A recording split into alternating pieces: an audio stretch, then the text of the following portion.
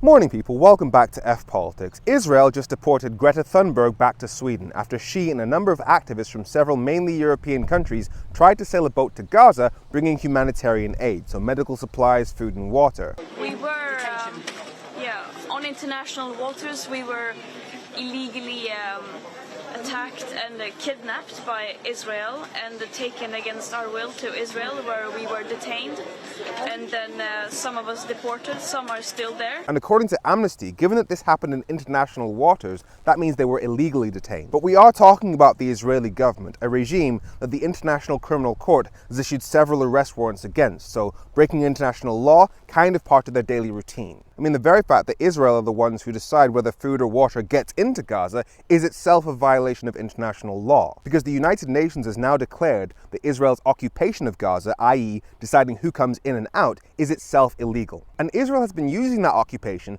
to effectively starve the 2 million people in Gaza for the last 18 months. They only just ended an 11-week blockade where they wouldn't let any food and water into Gaza. Meanwhile, their bombing campaign has taken the lives of 50,000 people. And now they're illegally kidnapping and torturing anybody who tries to come to the aid of people in Gaza. And yes, I did say torturing, because according to the reports, Israel tried to force the activists, including Greta Thunberg, to watch footage of the October 7th attack by Hamas. And in that attack, 1,200 people were killed, many of whom were civilians, which is itself a war crime. So I would very much argue that forcing anybody to watch that falls under the Geneva Convention's definition of torture, which includes deliberately inflicting severe mental pain on somebody as a punishment. But that strategy by Israel is interesting, because I would assume their logic is, if we show people the footage of the horrendous things that were done to our people, then they'll understand where we're coming from, and that'll change their actions. So they do understand that it's appropriate that witnessing a mass slaughter event will change what people choose to do with their time. But Israel has killed 50,000 people.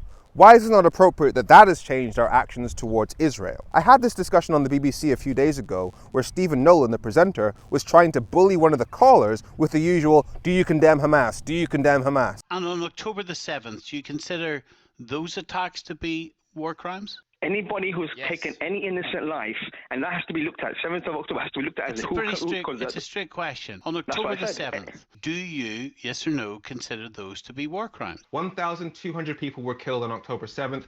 Israel has killed 50,000 people since. So yes, it was a horrendous war crime on October 7th, but the war crime that's been committed by Israel is of 10 times magnitude higher. And that 10 times is just the number that came to my head. It's 30 times. Israel has killed 30 times as many people as Hamas did on October 7th. And that has always been the case. In the 35 or so years before October 7th, of the roughly 14,000 people that were killed in the Israel-Palestine crisis, 87% of them were Palestinian. So every time you see a politician or journalist point the finger at Hamas for what they did, which, let's be clear, was an international war crime because they targeted civilians, but they're not at least 10 times more angry at Israel, they are showing you that they do not give a shit about Palestinian lives. They are telling you that they explicitly believe that Israeli lives matter, but Palestinian lives don't. They are telling you how evil they are. I am Femi. Make sure you follow F Politics, so politics doesn't F you. Have a great week.